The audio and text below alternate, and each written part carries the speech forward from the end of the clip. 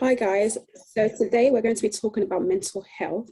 And I guess I just want to know, what does mental health mean to everyone? I will start. To me, mental health basically means taking care of your mind, your body, your soul. It means having to put yourself first once in a while.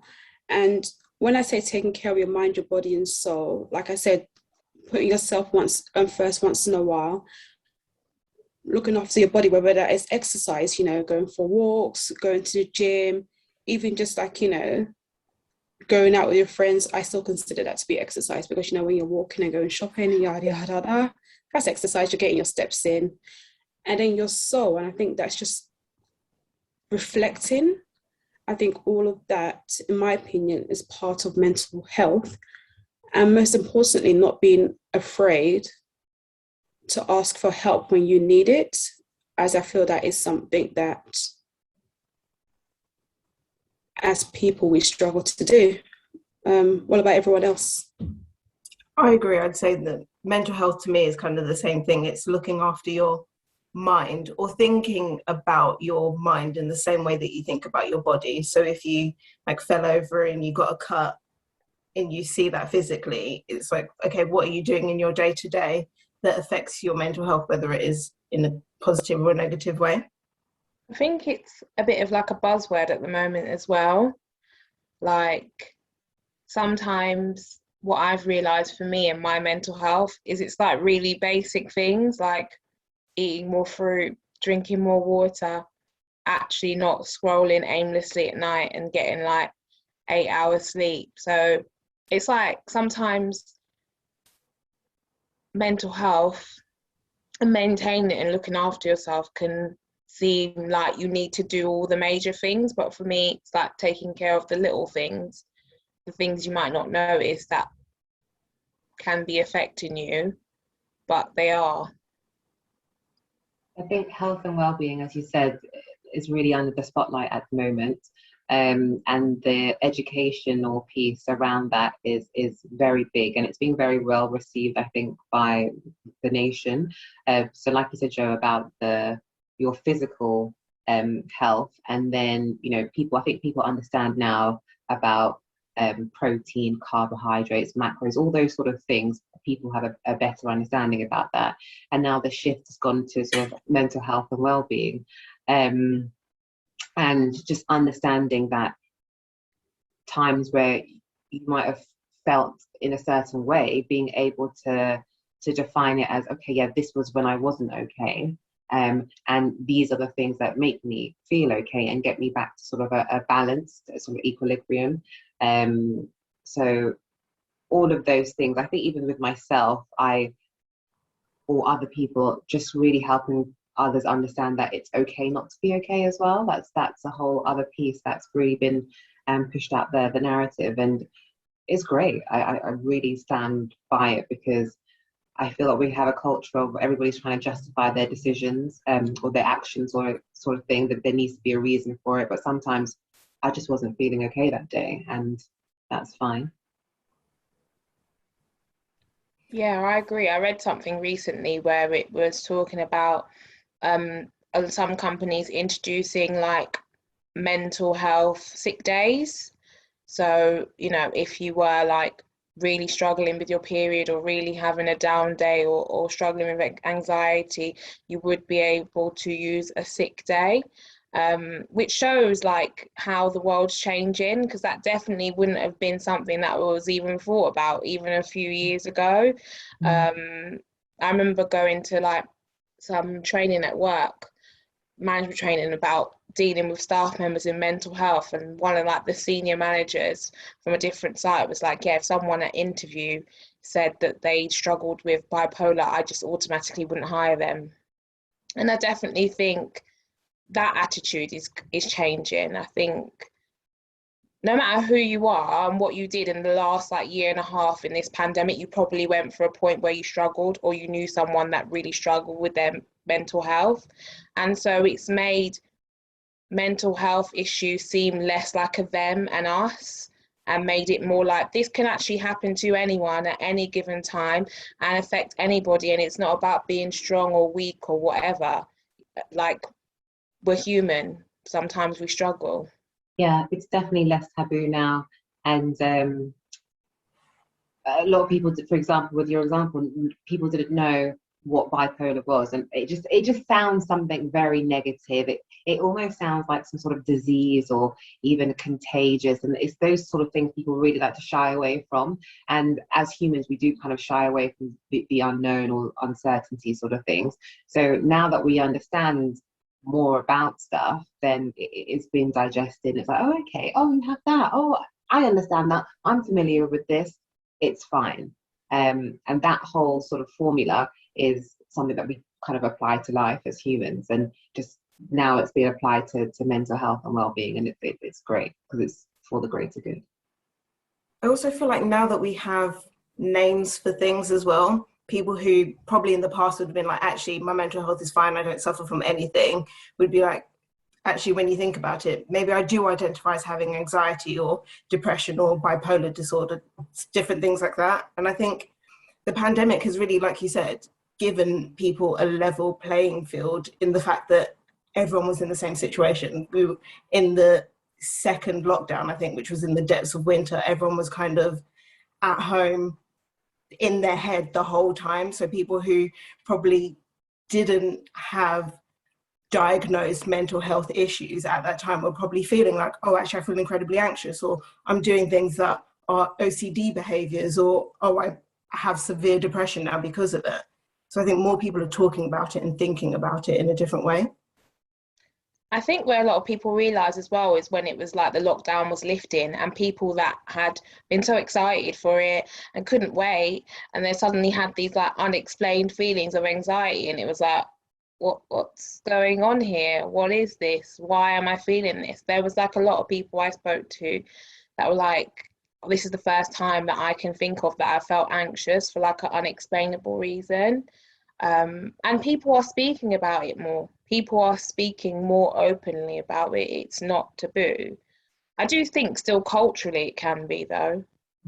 Definitely. I think where we had the lockdown, we had the pause, it allowed people to take the time to maybe read things or just be exposed to things that maybe they were too busy to do before. But culturally, I think in the Black community, that was very apparent, where it gave us an opportunity to stop and look and be like, oh, okay, these things do happen. These things are happening to our people. And there is an element of, because we are speaking very generically here, but there are certain issues where it is very much a cultural thing, and only sometimes another person, a fellow person within the community, will really be able to understand and empathize with what you're going through and be able to provide you with that support. Not to say you have to be a Black person, but it's part of the community, or an understanding of the culture, I think is a very big thing. Definitely. I think it's difficult. Like personally, I have therapy once a month, and my therapist is not Black. And if I'm going to explain something that is to do with like my family heritage or being Caribbean or something which we know is like very standard behavior for like one of our aunts or something, I have to say, well, she does this because blah, blah, blah. I feel the need to give a little backstory about the what and the why that I probably wouldn't have to if we had the same background. No, I definitely get what you mean as well.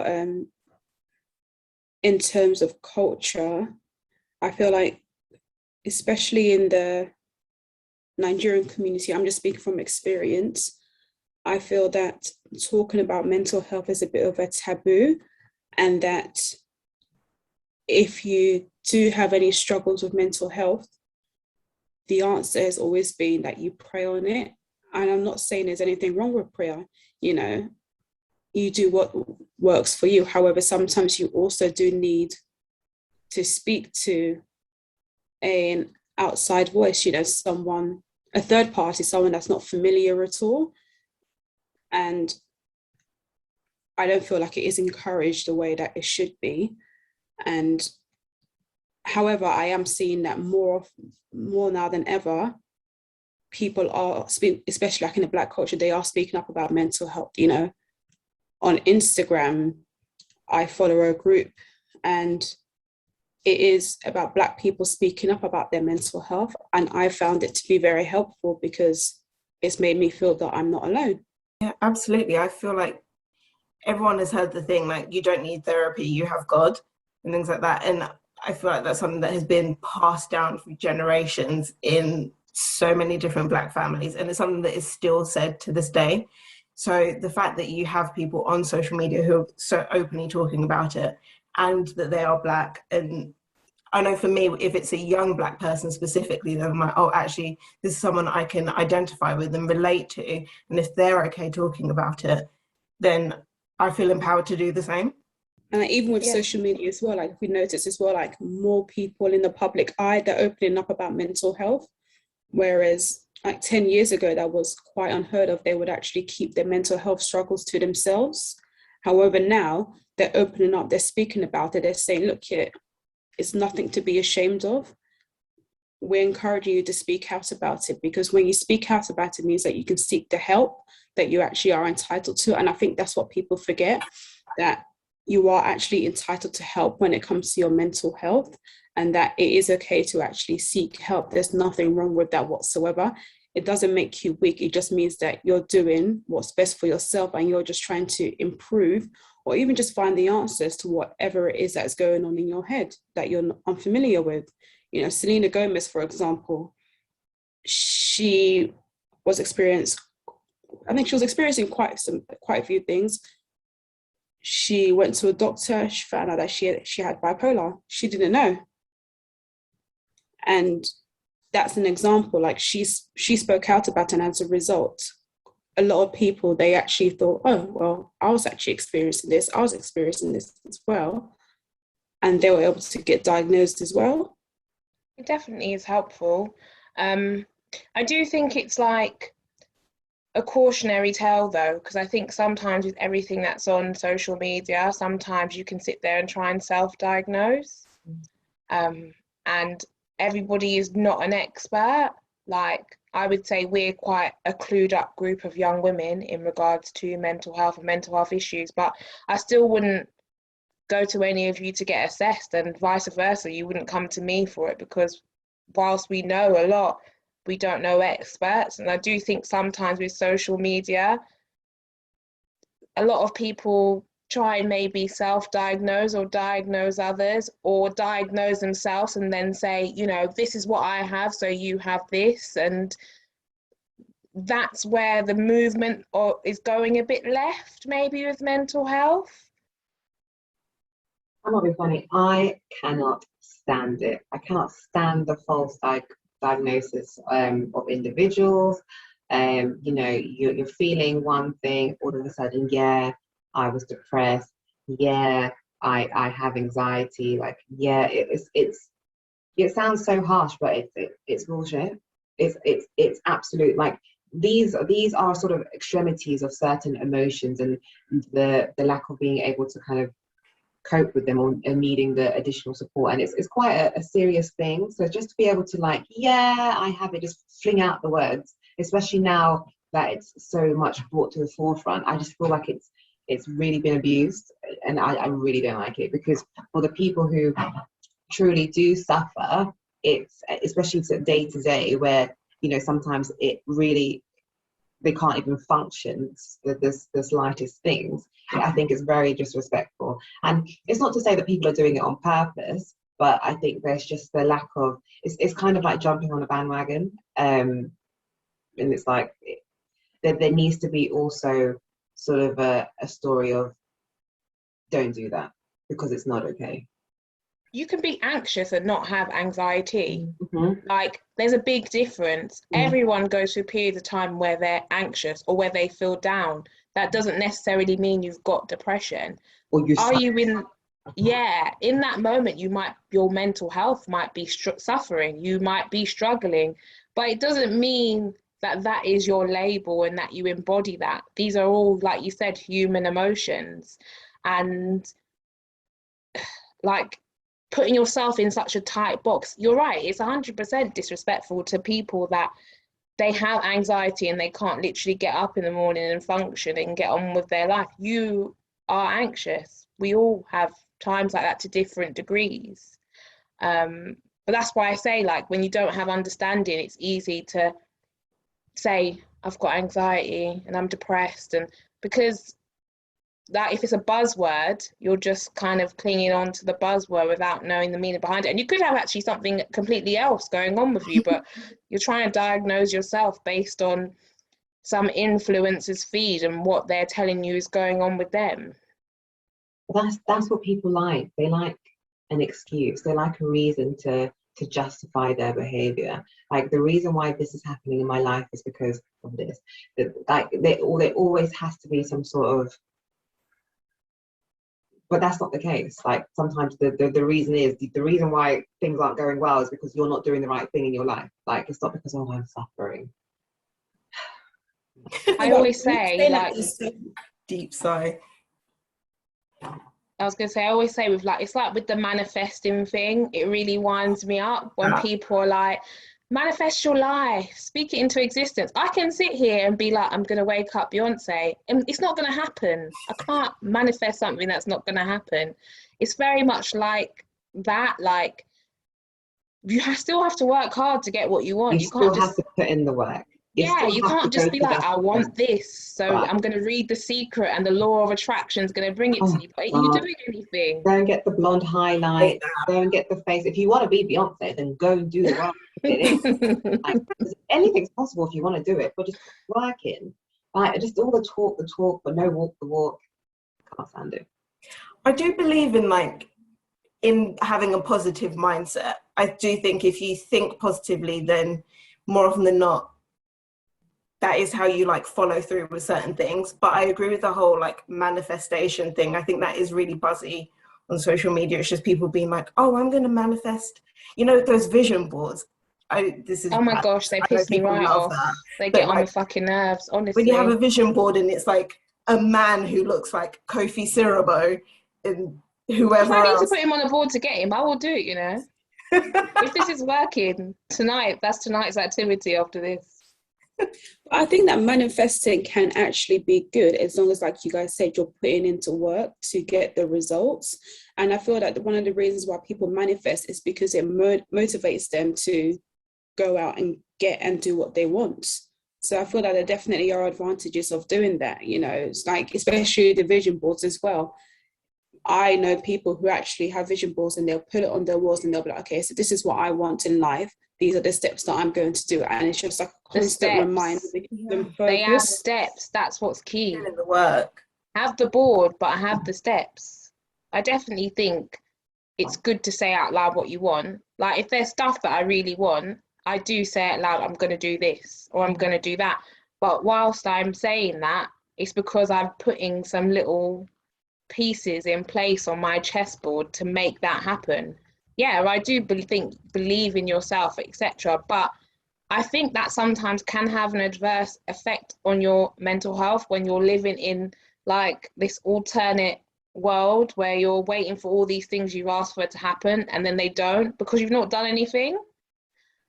And I think we are like social media itself is really negative for health and well-being. But we're all addicted to it, myself included. Sometimes I have to stop myself from scrolling like mindlessly at nighttime. The TV's on, I'm watching Love Island, but I'm scrolling on Instagram. Yeah, that's so true. I think sometimes you think that it's helping you, but it's making it worse. Like, I remember when the murder of George Floyd happened last year and I was on social media constantly, especially because a lot of the people that I follow are Black. So I was like, I'm feeling wretched about all of this. Like, it's really messing with me mentally. I'm going to look and see how other Black people are feeling. But it had the opposite effect in that it just made me like in a darker headspace, the more people that I was following and scrolling through. So I think it does, like you said, it really is a double-edged sword. For me, it was the comments after the football recently with the players that missed the penalty. And in my head, to be honest, I watched the game and the penalties were missed and, you know, it was what it was. But I just saw it as 3 players. I didn't really see them as, oh, it was 3 Black players and it was only the Black players that missed it.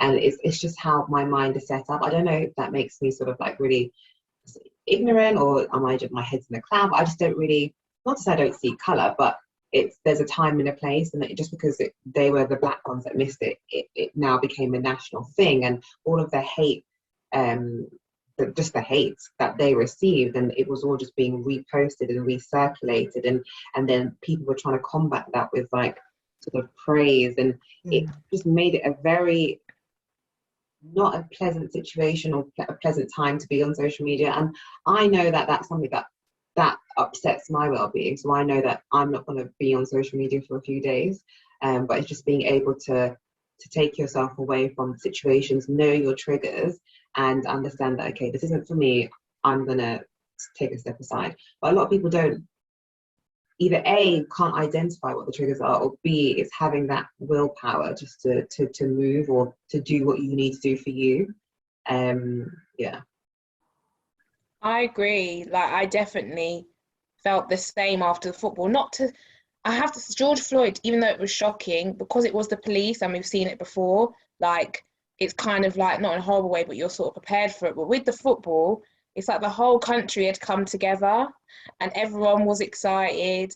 And even when I got the train home that night, I didn't think twice of it. And then I read the news and saw that black people were being like pushed and shoved in the train lines and all this stuff. And I was thinking, oh my gosh, something really bad could have happened to me.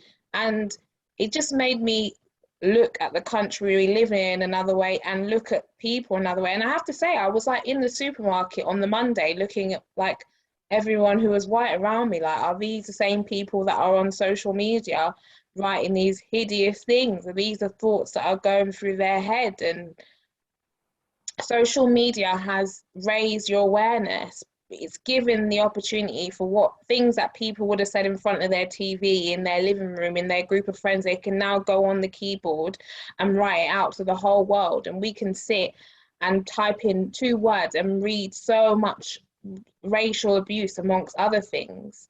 And for me, I had the opposite. I knew it wasn't helping me, but I couldn't stop reading just because I was like, I just can't believe these are like normal people with jobs and children and they're on the internet calling people monkeys. I was so horrified I couldn't stop taking it in, which was not good at all.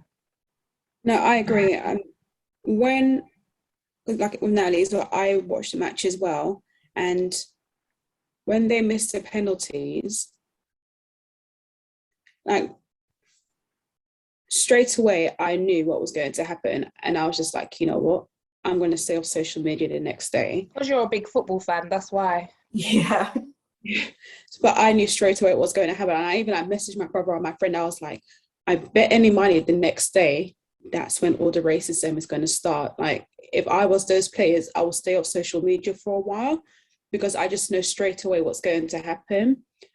And what happened the next day, my brother showed me like some messages of what was like being circulated around the internet, and I was just like, it was just like disgusting, because it's like you said, these same people that came together to support them are the same people that have now decided to sit in front of a keyboard and write so much hate. And what pisses me off the most as well is that they do it on an anonymous account, so that way they can't be traced. So you're there sending these hurtful messages, racist messages as well, on an anonymous account, because you know that deep down what you're doing is wrong, but you don't want it to be seen on your real account, and you're just getting along with your life, you're all merrily, while the people who are actually dealing or actually seeing these things, they're the ones that are suffering. And it's like, I just don't understand, like, do you not think that these people felt bad enough here missing these penalties? Do you not think that they felt bad enough that way as it is?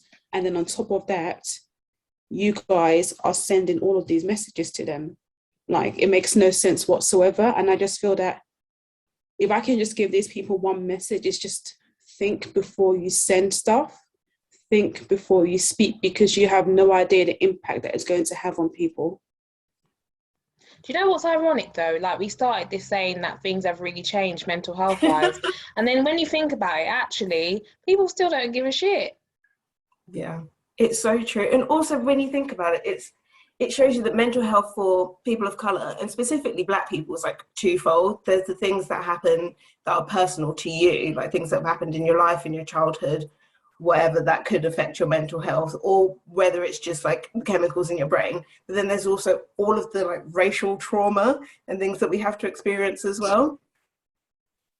Yeah, there's an added layer, being black and being female. Well, yeah. It's like I always see, you know, you have like these podcasters every now and then, like debating the attractiveness of black women. That's so jarring. Yeah. Like, why is this still a discussion in 2021?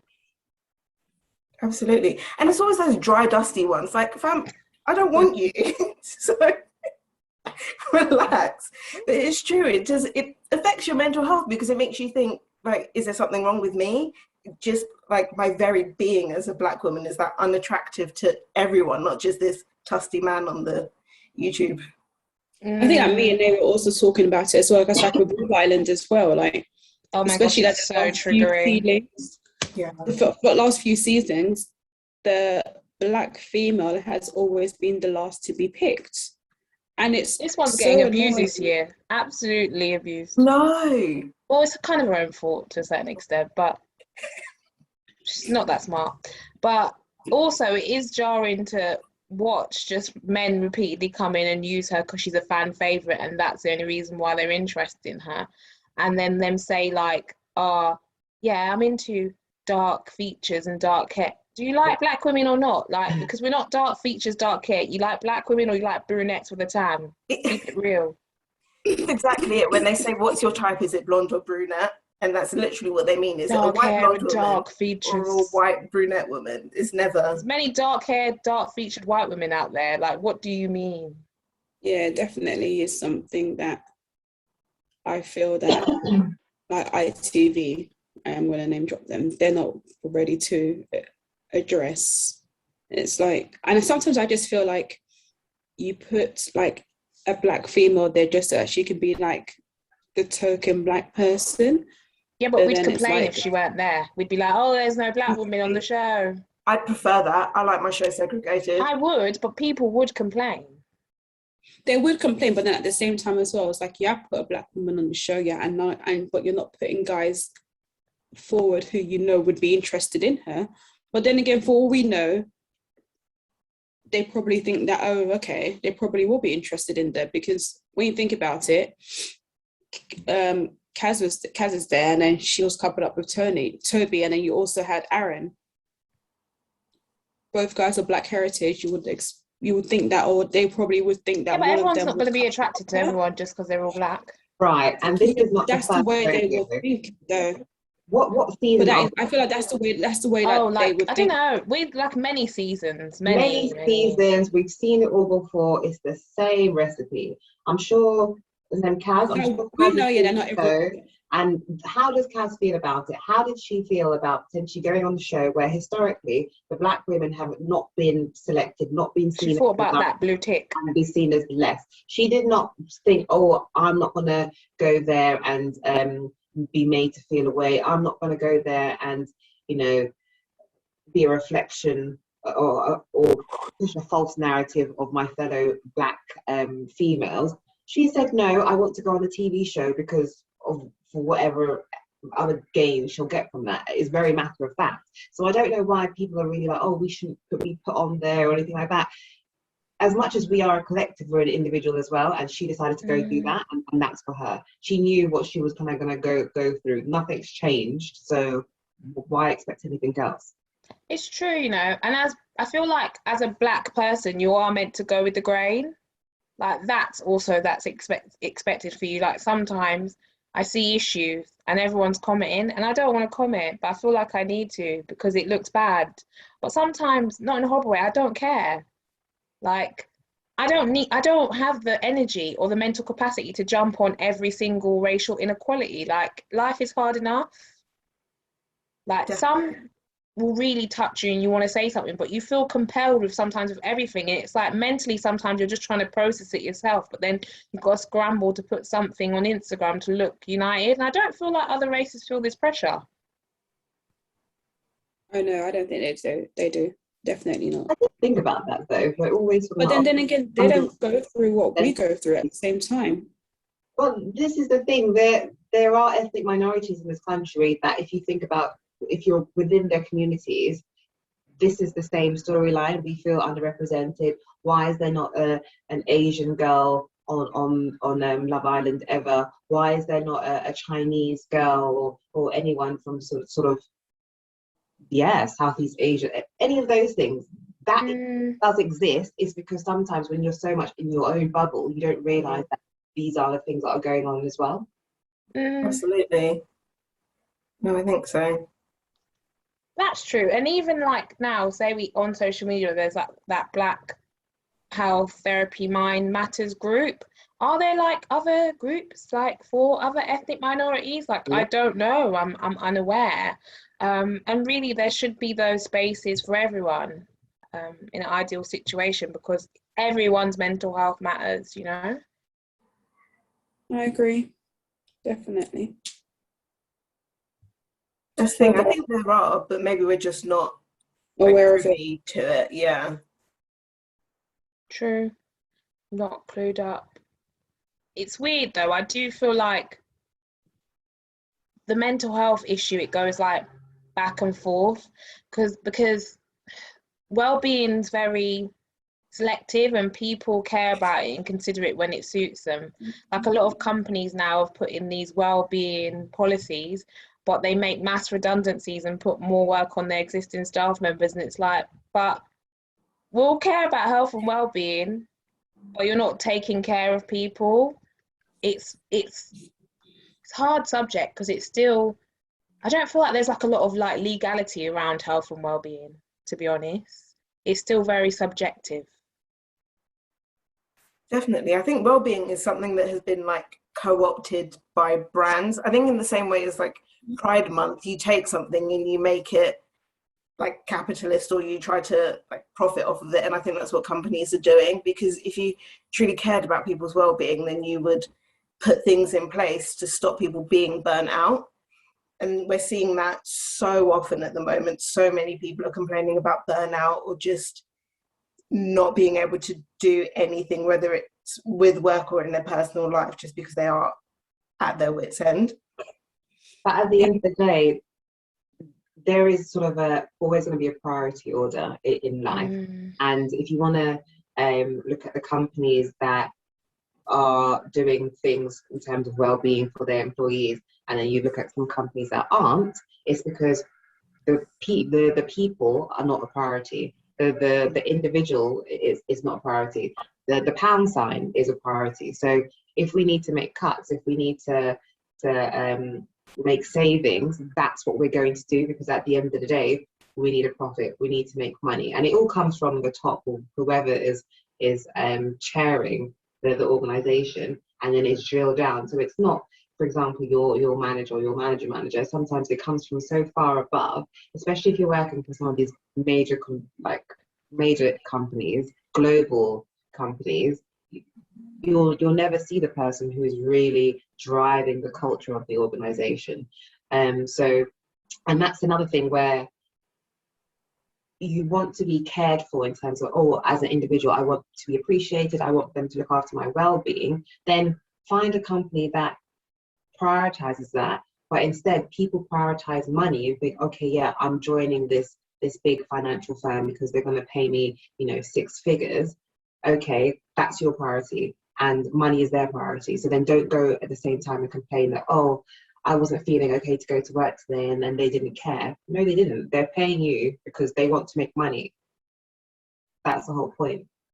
The company culture needs to align with your own personal values as well. And by signing that contract, you're saying, yeah, my value is the money. I feel like, though, I have realised that personally, like, as a Black person, your parents grow up telling you, like, you need to be better than everyone else, you need to go harder than everyone else. And you can sometimes end up in a position in a corporate environment where that strength is abused, because your nature is you're putting in 150% and your counterpart is happy to put in 80, and that's down to you. You've set precedent for that, but you're sort of burning your own self out. Sometimes it's not even the business, it's your own you're projecting onto yourself and therefore causing yourself to have those issues and causing yourself to struggle mentally because you're worried about the comparison to your other colleagues. Sometimes it's in your own head. Yes, that's the company's nature, but like, are they going to kill you if you don't finish that within that time frame? Like, have you asked a question or have you assumed that it will be an issue and decided to then overwork? That's true. But I do think that we come from a background of like hustle culture. I guess it's like obviously described in a different way where it's like you do have to, like you said, work hard and be at the best place. So even though you know like consciously that all of the pressure that you're putting is from yourself and not from the company, you will still overwork and take everyone else's work and not delegate and do things like that, even though you know it's going to have a negative impact on your mental health. I think it just, I think it kind of depends on the individual, but also what they prioritize in terms of their career and their work. There's that meme that goes around like about black, like loads of black women post it, where it's like, I don't want anyone calling me a strong black woman anymore. Like, I want to be allowed to feel weak. And like, I feel that with a passion, like brave, strong, resilient, pragmatic. Like, stop calling me these words because it just means that I just keep rolling. Actually, I just want to curl up in a ball sometimes and have a good cry. And I want to be allowed to, like someone Susan over there. Let me. Well, then that's the thing of redefining the word strong. Strong doesn't mean you take everything on your back and you just carry on like some donkey. It's strong as in like, I'm strong-willed, strong-minded to know that, okay, I'm not okay. I need to. It's like a gadget. It's the battery's low. You put it on charge. This is my time to put on charge. You're not going to keep going and run it to the end because it doesn't make any sense, and it's not going to function effectively. The same with us. If you keep going and it's you're really trying to do all this yard work, you're not going to be effective. And if you think about if you have a family, those things have knock-on effects. Your children could cause childhood trauma, and then all of a sudden they're suffering from all sorts of mental health conditions, which and then they'll go to therapy. It's like, oh, how did it all start? And it's, well, my mum was like this and she used to go through these things, and you don't realize the effects that you have on the next generation.